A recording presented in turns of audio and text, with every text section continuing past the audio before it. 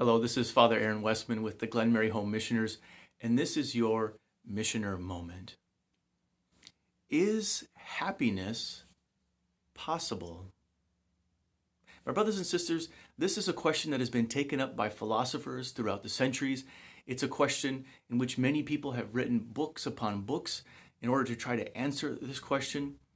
And I believe it's an important question because it haunts each of our hearts. Is happiness possible?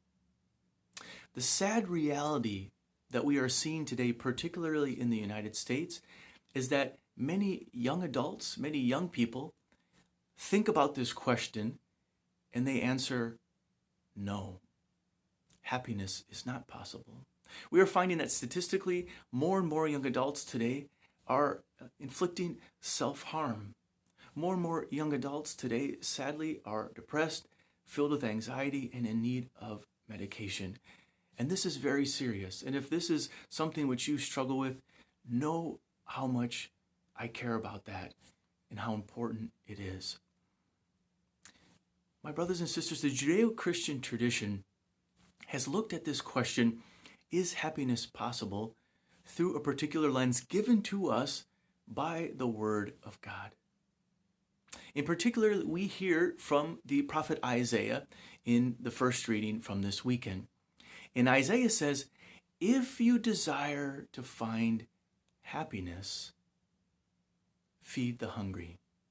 If you desire to be happy, shelter the oppressed and the homeless. If you desire to be happy, clothe those who are naked.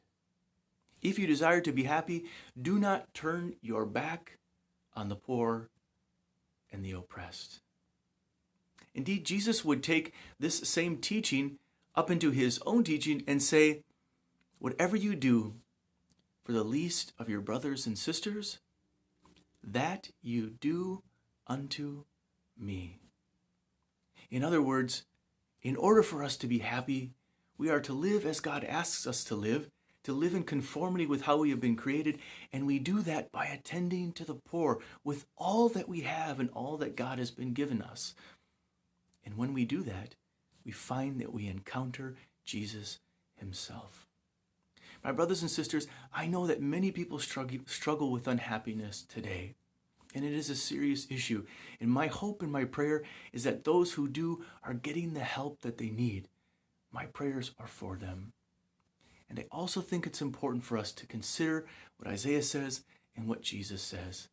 The path to happiness comes through attending to the poor and the needy and those who are struggling.